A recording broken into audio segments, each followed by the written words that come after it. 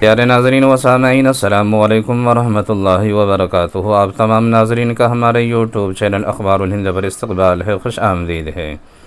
प्यारे नाज़रीन व सामईन, बहुत ही एक अहम वीडियो लेकर आप हज़रात की खिदमत में हाज़िर हुआ हूँ, जिस वीडियो का ताल्लुक़ है केरला स्टेट से कि केरला के एक मस्जिद में जिस तरह से वहाँ के इम्तिहानात देने वाले बच्चों के लिए और उनके ज़िम्मेदारों के लिए, वालिदैन के लिए जो इंतज़ामात किया गया है, यकीनन वो काबिल तारीफ़ हैं।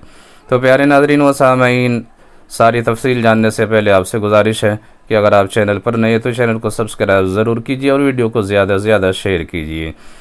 प्यारे नाज़रीन व सामईन, कुछ दिनों पहले आपने द केरला स्टोरी फ़िल्म की मुताल्लिक़ बातें सुनी होंगी और इस तरह से उस फिल्म के अंदर जो प्रोपेगेंडा है और एक ख़ास तबके को, एक ख़ास बिरादरी को जो बदनाम करने की साजिशें हैं, कोशिशें हैं, आपने उनको भी जाना होगा।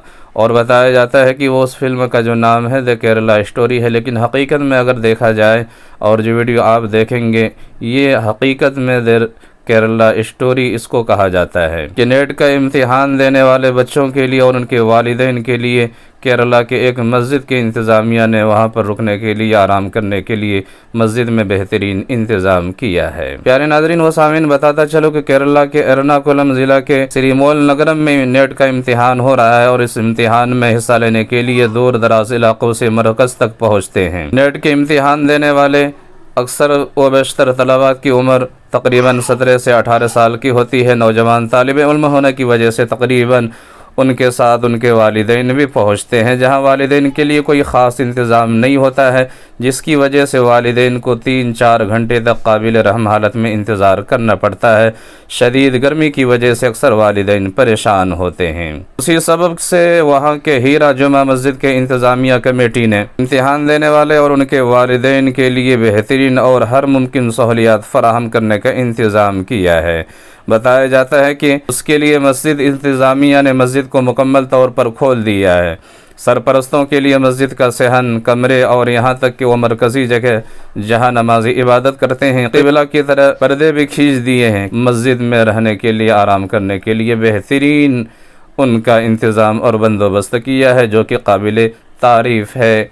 और ये असल में द केरला स्टोरी है अगर इसको कहा जाए। वहाँ के मुताल्लिक़ एक फ़िल्म एक्टर, मशहूर मारूफ फ़िल्म एक्टर जॉन इब्राहम ने केरला के बारे में और वहाँ के मस्जिदों, चर्चों के बारे में जो बात कही है और वहाँ की जो भाईचारगी है, आपस में मेल मोहब्बत है और जो प्यार मोहब्बत है, उसको किस तरह से वो कह रहे हैं, इसको सुनने की ज़रूरत है। वीडियो आप हज़रात की खिदमत में पेश है। Why do you think Kerala has not been notified?